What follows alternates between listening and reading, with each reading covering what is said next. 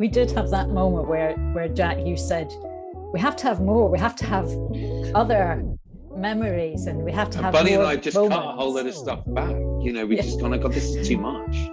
We've So got to chill out with this. It's so complicated. And then Jack came in and went, hey, let's have more. More.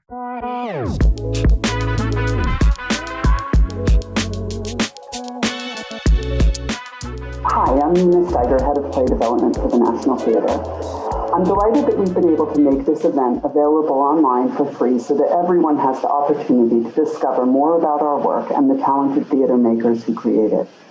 As you watch this free talk today, please consider making a donation to the National Theatre if you can. All money raised will go towards National Theatre Together, our new campaign which sets the stage for our full recovery and celebrates the brilliant work that together we create with theatre makers and communities, for young people, and of course for you, our audiences, wherever you are. With your support, together, we can shape a bright, creative future.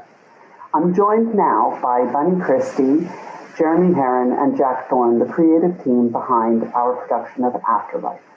So, Bunny, if it's all right, I'd love to just start with you. This is a rare project where the originating artist credited is the designer, and I wonder if you could tell us a little bit about how you came across the material, how you encountered the idea, and what gave you the sense that it would make a great stage show and a piece of theater. I saw the film, and I mean, it's just a beautiful, gorgeous film. But it has this sort of theatricality about it, so that it's about recreating moments. It's not about recreating reality. It's about trying to recreate something even in the film they do it in quite a theatrical way. And there was something so sweet and charming about both the kind of institution that they're in, which, you know, looks beautiful, and then the moments that they're recreating, which have a completely different kind of aesthetic to them. And also all the characters are so wonderful. They're so ordinary, but yet completely fascinating. I suppose they're kind of ordinary but complicated, and they have really kind of interesting relationships with each other. The team of the guides, and then the guided people who are the dead who are arriving at this institution. There was just, everything about it was really, really intriguing and beautiful, and it felt like the work that the guides do is work that I really recognize as a designer, because you're trying to recreate a special moment and get it just right, and perfect the lighting and the props and the scenery, and get the people in the right costume. So there was something about it that felt really recognizable to me, and in my world of what I try to do, that was really sort of magical. So then I said to Jeremy, have you seen this film, Afterlife? It's really, really wonderful. I think it would make a really lovely piece on stage. And then Jeremy watched it. And then we went to Jack and said, hey, Jack, have you seen this film? It would make a really lovely piece of theatre. And then we kind of became this team. So Jeremy, then to you next. What were the things that you saw in the concept that inspired you or attracted you to it as a director? Well, yeah, I mean, all the things that Bunny says I agree with, but it was really just a response to what a magnificent film it is, and how applicable the sort of narrative mechanism that Kore-eda came up with, which is this idea that it's not heaven or hell. It's a kind of bureaucracy that leans on people thinking of their most appropriate memory as the key to spending a peaceful eternity. That just felt like such a great narrative idea. And I seem to remember it slightly differently, in the sense that it only occurred to me much further down the line that it could be a celebration of theatre. At that stage, it was just like a wonderful story and we started all of the questions about how it could work as a play. And it was the next sort of wave of conversations that made us think, actually, we can't do what he does, because he's sort of celebrating the art form that he's so immersed in. So let's do what we can do. And actually, for me, that was the moment where it stopped being purely an adaptation of Afterlife, the film, and much more of a launching point into our sensibilities. And I think the thing that really sort of grabbed me was the sense of how the film gives grandeur and dignity to ordinary lives. And I think we'd started that project, as it were, on stage with Junkyard, which was about the heroism of a group of teenagers and their helpers in Bristol in the 70s. And it felt like there was real rich pickings there, and it would be stuff that, I got excited because I knew that it would be stuff that Bunny could do an amazing job designing, and Jack could do an amazing job writing. And it was sort of, lucky me to be in the middle of that creative energy, trying to find whatever coherence I could bring to bear on it. So, that's how I remember it. I think it's certainly true to say that as soon as I watched the film and had the conversation with Bunny, that I knew that it was a work of art that we would have to measure ourselves against. It's such an achieved piece, and incredibly fragile. Constant of the last few years have been about how do we protect this fragile thing. And with Bunny designing and Jack writing it, always felt like we had a shot. Jack, for you, as you came to the project, what were the particular challenges that you were aware of, or sort of like discoveries you had your eyes out for as you were taking it from film to stage play? The process was very different in that thing of that it started with Bunny, and that was always sort of in my head. And that was sort of a freedom too, that that thing of, I'm always trying to this notion of writer as author, I always find a bit difficult. That our job is to be the author of the piece, and that there's a whacking great stage direction in the middle of this play, which basically says, and then something extraordinary happens, but I'm not going to say what, because I don't know, because Bunny's going to do it and Jeremy's going to do it, and I'm just going to sit back and just kind of like, and I think that was always in my head as to how this was different from Potter and Let the Right One In, even though they also relied heavily on other authors. The thing that I think you've got to do as a writer when you're adapting something is work out where the place is for you and where the places that you need to protect. What is it about the project that you must fight for on the original author's behalf? That I do for television. I do this show, His Dark Materials, and the question we're always asking on that is, what would Philip think? What would Philip think? And sometimes we can ask Philip what he thought, Philip Pullman. And on this, it was, I'm not going to try and tell a Japanese story. I'm not capable of telling a Japanese story, and I'm not interested in telling a Japanese story. But there's something about this play, this idea, that feels very, very Greek.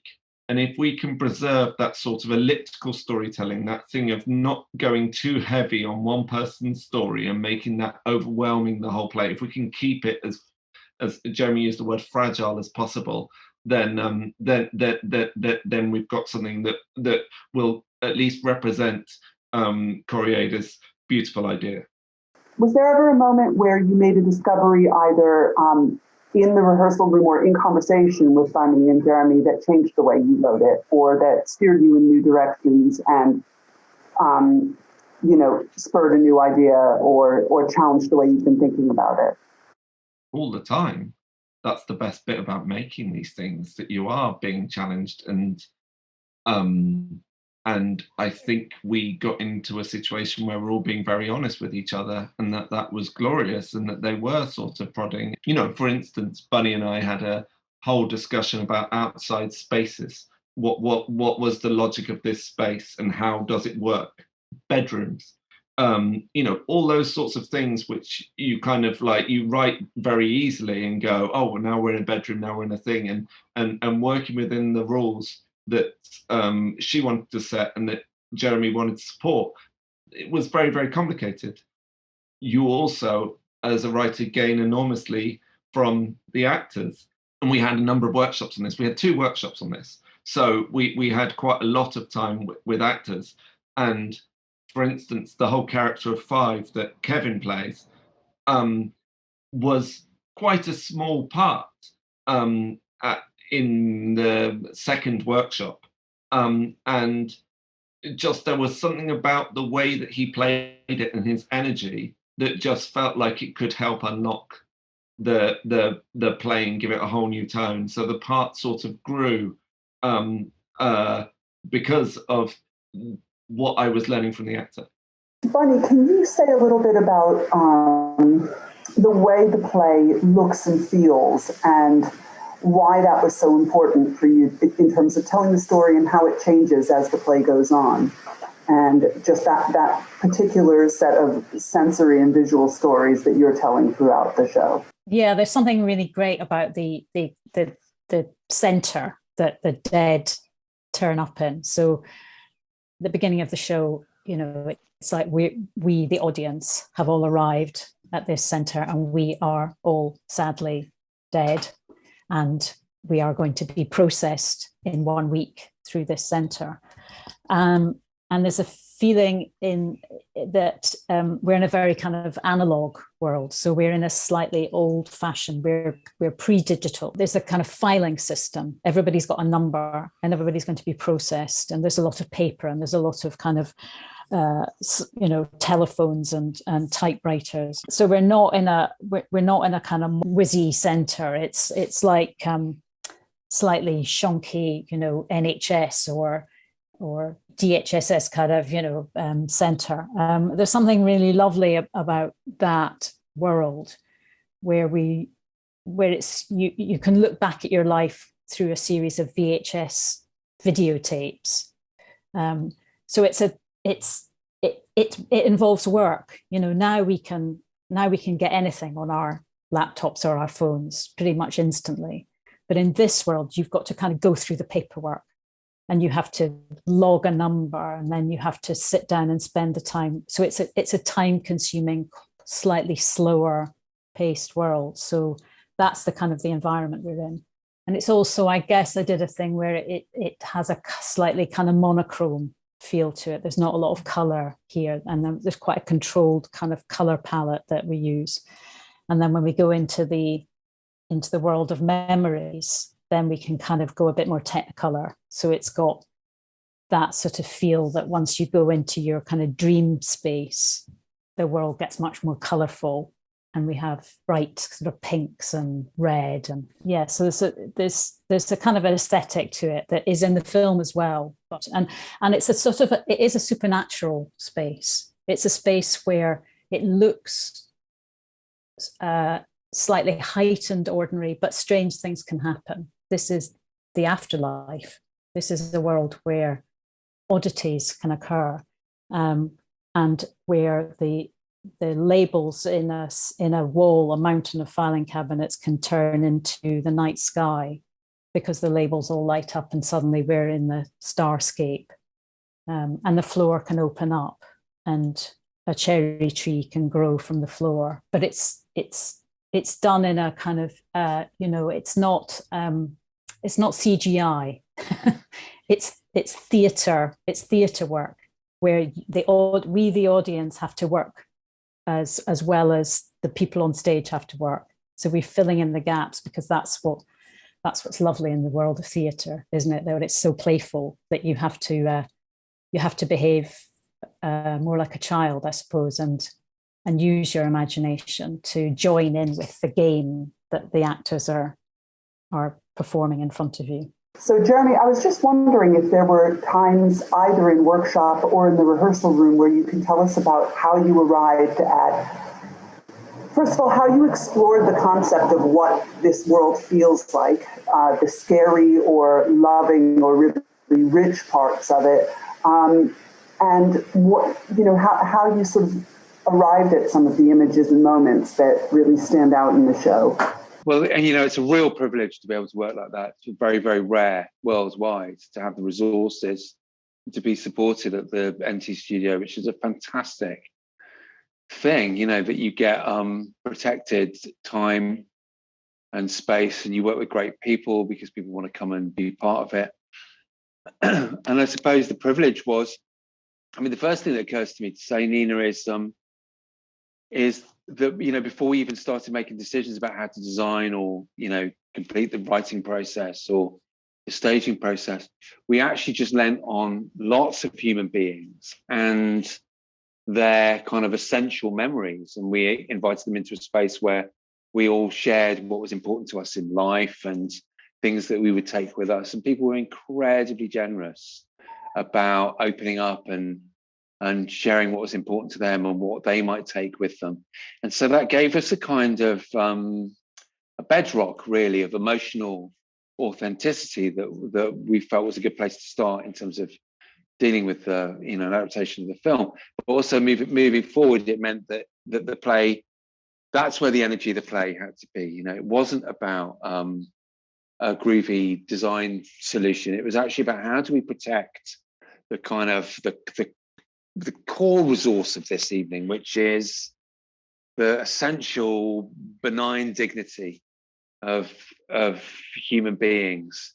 And if it's not benign, then at least it's authentic, at least it's real. And we were careful, I think, to include moments of contradiction and darkness in our world without completely overwhelming the audience's experience that actually contentment and peace is something that we probably all aspire to at one point or another. Some of us are more able to achieve that than others, but that all felt like the starting point. And thereafter, it was just leaning on people's actors, and loads of actors helped us on this show. And, we ended up with a really wonderful ensemble, but we had several versions over the workshops of really digging into, them digging into themselves to offer solutions. So, for example, I remember my mind goes back to one moment where we sort of threw it open to the actors that we were working with at the studio to come up with ways of doing the days of the week. And people would just be ingenious and creative, and it would be inspiring, and actually creativity like that and openness like that is like a circuit. It really wants to complete itself. And if it completes, then the energy kind of builds in the room. And it feels like the production was the kind of final part of loads of those transactions. But I'd say the kind of core was finding, because it doesn't feel like any other show to me. It's certainly not like any other show that I've ever worked on. It's got a very particular sort of hybrid feel. We hope anyway, it's very funny and that it's very moving. And it feels like that very particular combination of tones and blends of experience has come about through a series of workshops that gave us the courage to pursue that tone. And what was really great was the approval from all of those people that came and worked on the script with us, that it was doing something to them. And even in kind of frustrating moments where we couldn't quite find the right form or the right idea wouldn't stick to the right moment in the show, that actually by the time we hit all of those challenges, plus adding COVID into the mix as well, that actually we had this reservoir of good feeling and support and confidence born through experiencing the play itself. Because our first workshop was pre-COVID. Yeah. So that was lovely. We had a whole workshop where we didn't have to do social distancing, and who knew what was kind of. We took it for granted. Yeah, we just didn't know what we were on. No. And then we had a long, because it's been quite a long sort of process of we had a reading on Zoom, didn't we? Right at the beginning of the pandemic, yeah. Yeah. And actually that was a moment where we thought, oh hello, this show that we've been building for a couple of years is suddenly in a new light. It's suddenly our sense of mortality and what's important was really sharpened. And that made us think, oh, hello, well, there's a slightly different pressure to getting this right in a slightly different way. That was very galvanizing. And the weird thing in a way, because this was all, we were conceiving this years ago, is that actually some of the then our second workshop was during COVID, when we could work, but we had to be social distanced and at the NT studio. And actually, there's something about this piece which kind of lends itself to the strangeness of people not being able to get very close to each other, and certainly not being able to touch each other. So there's this sort of isolation that the characters work in amongst, which is very apt in a weird way, and kind of touching that we are on our own. We are born on our own, we die on our own, and while we're in this zone, it means there's this kind of physical formality sometimes. But it was tricky for Jeremy to direct quite a lot of actors in quite a limited space with social distancing. It's like a kind of matrix of. I love that about our production, that actually there's a kind of underneath the production, the audience probably won't understand this consciously, but they'll get a sense of it. There's this kind of matrix, this sort of nexus of COVID protocols that's incredibly complex, that you can't move a particular chair on this particular line because that actor touched it before you, therefore you have to pick it up by the seat, and then so-and-so has to pick it up at the end of the scene. So there's this incredible blueprint of complexity, which to me feels like the most wonderful metaphor for what it is that we do. Certainly in terms of my taste as a director, I never like the audience to know quite how complicated the work is. I want them to receive it in as pure and a refined way as possible. But it's kind of wonderful to know that there's just like an incredible amount of rigorous work done by a team of very smart and wonderful people that have gone into presenting the purest, most simple version of that moment. And I think that there's a sort of spiritual oneness in that I really like. I'm not of the school that has to show off about all the workings. I just want to mainline that moment straight into an audience. And I think there's something wonderful about quite how many people had to work really hard to make this show even possible. So my gratitude and hats off to them. I wonder if it sort of in some way, the restriction leads to a kind of release of imagery. I mean, I certainly think that limitations are extremely helpful when you're making a bit of work. It gives you, it narrows your choices. It means that what you plump for is really heartfelt. And I love the challenge of navigating complexity in order to pursue a story. If you've got, I suppose it's like what Beatrice says, we didn't want all this choice. I really sympathize with her. I think, I feel that bit that Jack, that you've written, where she says, this isn't what we wanted.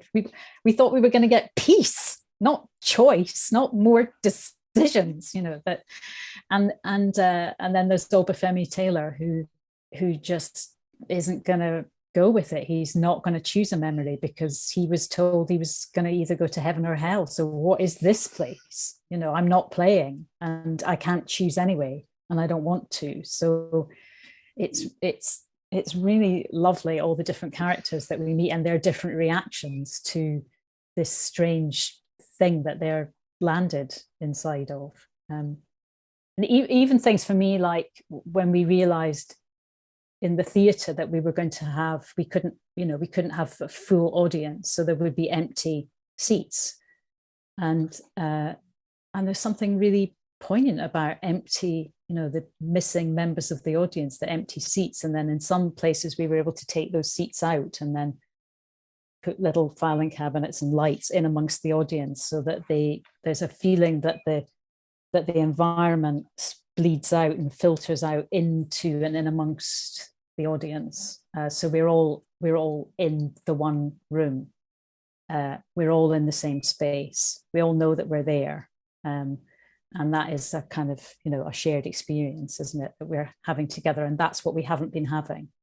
That's what we've really, missed this year. It's about sitting with strangers, isn't it? Having an emotional moment and sharing something together and feeling that together with people that you don't know is what going to the theatre is about. Jack, did the restrictions or as we're describing, the kind of straddling of the COVID period, have any effect on your process with this project, or the way you were able to, what you were accessing as a writer for it? Well, in the second workshop, I wasn't able to be there quite a lot of the time because there was a restriction on how many people were in the room. So from that perspective, hugely.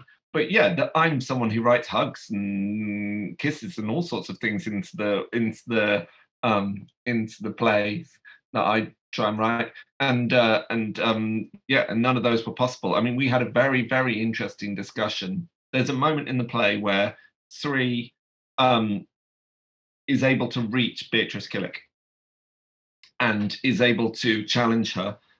Sri is this sort of rather taciturn individual. I was trying to work out when these guys were talking which of the guides we are, that you're sort of putting us in this position of guides, and which of the positions we take. I mean, Jeremy is clearly 5 and clearly the sort of playmaster that makes it all possible. I think Bunny's probably 2. I think I'm probably 3. And you know what I mean, like, this disgraceful sort of like angry man. But anyway, there's this moment, and we had this thing where they were not touching, but they and I'd said in the rehearsal process, oh, I love that, and in the rehearsal room, I love that, and so Jeremy had very loyally kept it in, and then I think it was the third preview where Bunny just kind of broke and went, I hate that moment. I hate it so much. And so then we were trying to work out different ways, and Jeremy devised this rather brilliant way that there was going to be a handkerchief, and that the two were going to hold the handkerchief. And then we watched it with the handkerchief, and it didn't quite present the catharsis that we needed.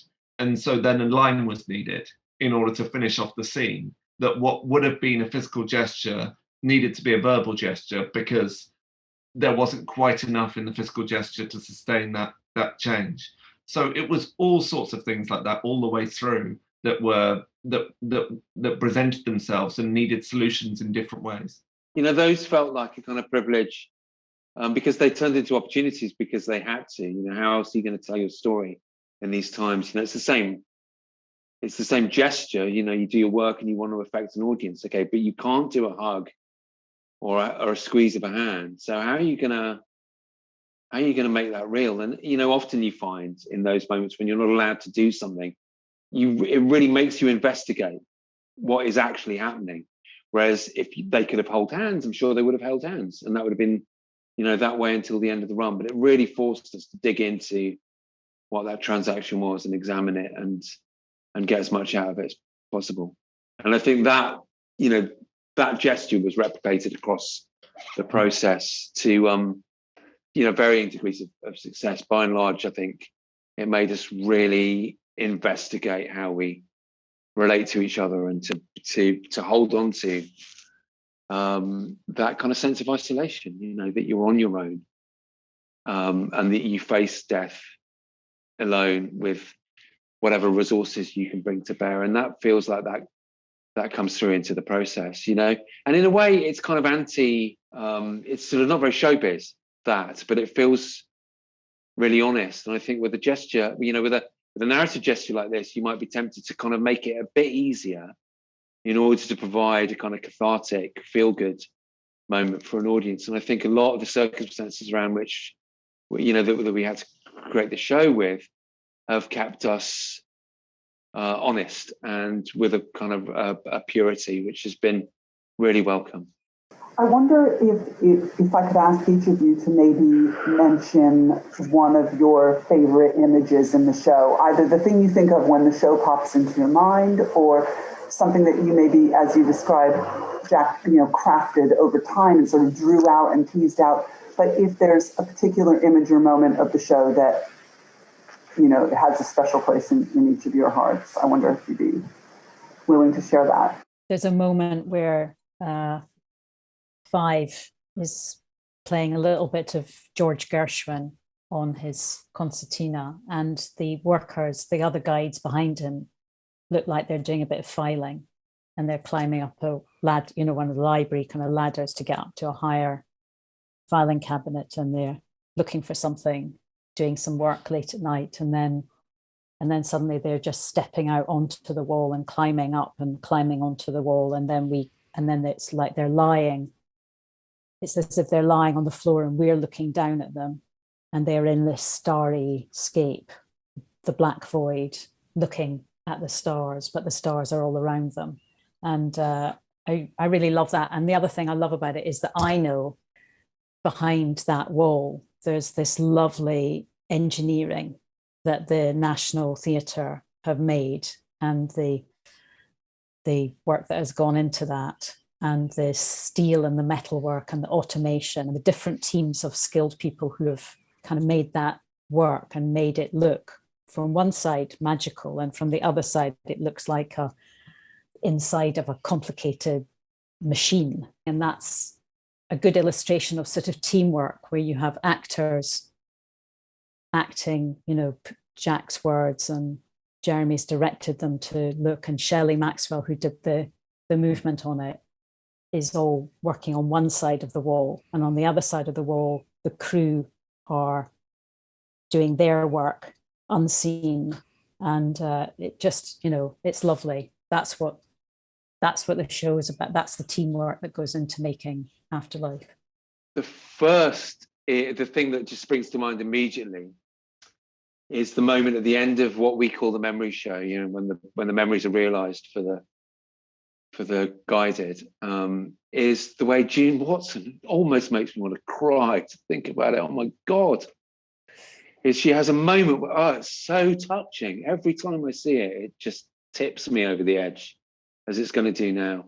There's just a moment where she is elated. This woman who has been guarded and defensive, who's had a difficult life, sees an image from her youth when her brother cared for her, when her brother was well.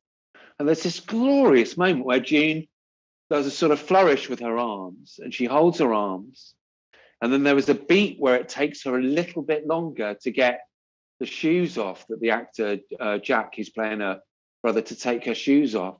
So we asked June just to kind of hold that moment and find another thing. And I was like, can you think of something to do? She was like, leave it with me, it'll be fine.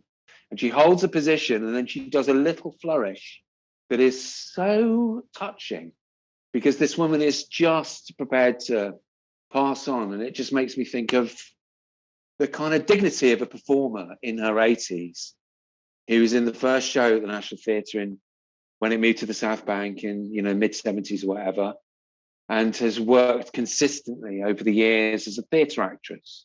I'm sure she's done bits and bobs of TV and film, but she's dedicated her life to the theatre. And she came to me on a break and said, I wish we were working on Sundays. She's 85. This woman is like, in terms of the tribe of theatre makers, she is absolutely, top of the tree. She's a beautiful human being and a wonderful actress.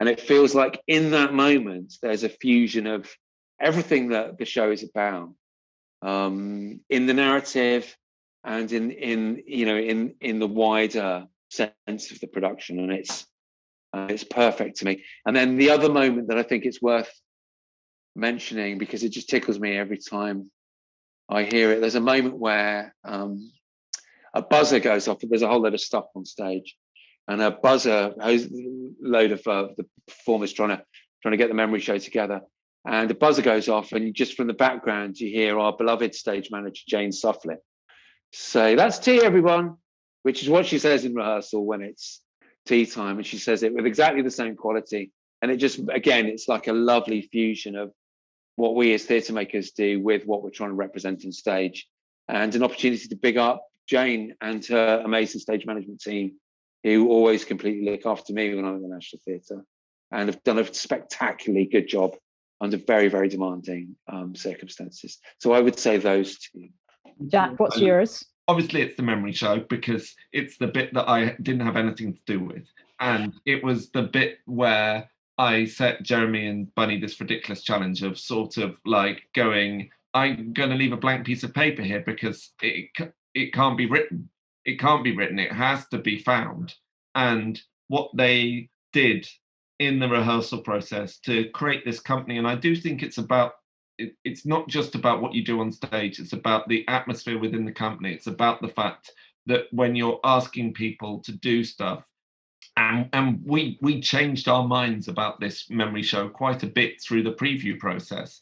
It's about that ability of a company to go, yeah, we're going to take this. And the way that it sort of, with Shelley and Bunny and Jeremy, the way that it all just kind of weaves together, it's theatrical magic. It's absolutely theatrical magic, and I just sit there in awe every night, and I feel very lucky. We did have that moment where Jack, you said, we have to have more. We have to have other memories, and we have to have Bunny more and I just moments. cut a whole lot of stuff back. You know, we just gone, God, this is too much. We've so got to chill out with this. It's so complicated. And then Jack came in and went, hey, let's have more. More. Yeah, So and then we had to rustle up. We're going to have some more now. You know, and yeah. And But certain actors had to put on Speedos, and other actors had to put on angel wings. And do you know what I mean? That, you know, and they all did. Yeah, it was the best provocation. Yeah. It was great. Because some of the stuff, you know, there's things in the show that a lot of things in the show that I just sort of found, you know, around the National that have come from other shows, and they have a very large costume store at the National, which is amazing because things get recycled and reused all the time. And one of the things I found in there was this astronaut suit, which I just randomly put in a box with a whole lot of other stuff and stuck in the rehearsal room, because a lot of the time it is just about kind of playing. You know, we just had moments in the rehearsal room where we said, okay, you know, there's stuff around, see what you can use. And the astronaut made it all the way. The astronaut was always going to make it. Fantastic. And we felt like we needed to justify it with writing at a certain point, and I wrote a thing to justify it, and then we didn't need to justify it with writing at all. The other, you know, really crucial, you know, elements in the show are the sound and the lights. And Tom Gibbons did amazing, beautiful sound and music work with Orlando Weeks, and you know, and having all of that in the rehearsal room is incredible as well, because you can be, you know, doing a moment with actors and then you chuck a bit of sound or a piece of music over the top of it, and it's just astonishing, you know, that thing that we have with music. And then when we got on stage, then layering over Neil Austin's lighting and Max Spielberger's projection work, so that you know, those are such crucial, you know, theatrical additions, you know, so all the time you're layering ideas and thoughts, and we're all talking together all the time, honing and cutting and adding, and just, you know, in the same way that the guides do in the show, you're just trying to get it just right, and it's about the timing and the moment and the pace and the way that light hits that, and then at that moment the sound cuts in and an actor walks into a light. Those are the things that we're dealing with. It's all like one of the characters says, it's about the feeling. It's the feeling that counts.